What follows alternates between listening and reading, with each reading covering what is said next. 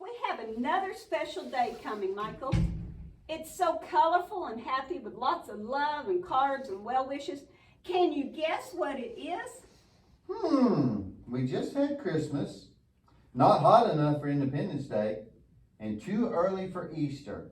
Oh, I get it. My birthday is sneaking up on me. How did I ever miss that? Michael, you're so goofy.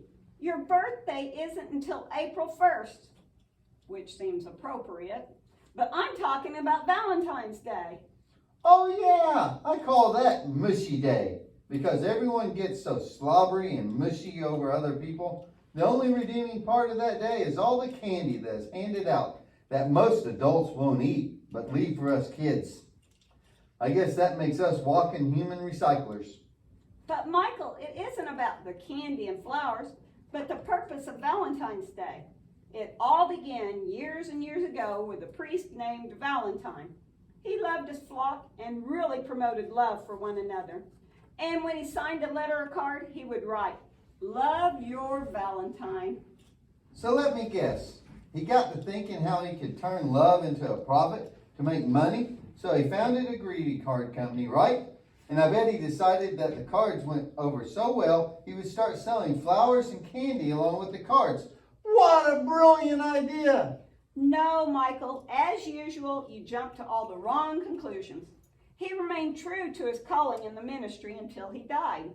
But what he wanted was for everyone to show love and care for one another. Sounds like he learned that in Sunday school, listening to stories about Jesus. So that's why everyone gets all giddy about Valentine's Day? Just to show how much you love someone by trying to fatten them up with candy? Michael, please listen to me for just a moment. The purpose behind what Valentine's Day is about, what Valentine's Day is about, is showing love however you can. Anyone can buy candy or cards, but we ought to be more thoughtful about showing love through deeds, not just words. For instance, I know you're dying to tell me. Why not do chores for someone who's having a tough time? Maybe mowing a yard or picking up trash, raking leaves. All sorts of ways to show you actually care. The problem with that is I'm afraid my parents might begin to expect me to do those kind of chores around our house. You know what they say, the more you do, the more they expect out of you. I'm happy just being my little old irresponsible me. Michael, underneath all that talk, you have a really caring heart. You're just afraid to show it because you don't want others to see the real you. But just for one day, could you let your guard down and be the real you? I don't know. What if I mess up? What if I break something while doing a good deed? What do you think my buddies would say if they saw me being Michael the caretaker instead of Michael the clown? It isn't what others think about you.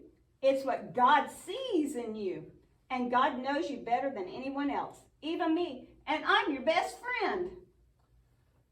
I guess that makes sense in a weird way. So where do I begin making nice for a day? Well, you could begin at home by handling some of the chores your mom does. Taking out the trash, sweeping the floor, feeding the dog. All of that stuff is a good place to start. Oh, and a great place to begin is by picking up your bedroom without being told. I've seen your room from a distance, and it's a dump. I wouldn't call it a dump exactly. I'd say it had more of a lived-in look. Besides, I know where everything is in my room. Yeah, it's all out in the middle of the floor. But if your room is where you start, you'd better set aside a week to get it done. You'll need it. Wait, I have an easier place to start. Why don't I just go out and count the leaves in our yard? That wouldn't take me nearly as long as it would to clean my room. Michael, you're always full of surprises. So surprise me and make someone's Valentine's Day one to remember. Hey, I just thought of something. When cleaning my room, I might find all the candy I lost last year. And no doubt you'll gobble it down, right? You betcha. Why let good candy go to waste? And that is exactly where it generally goes. To your waist.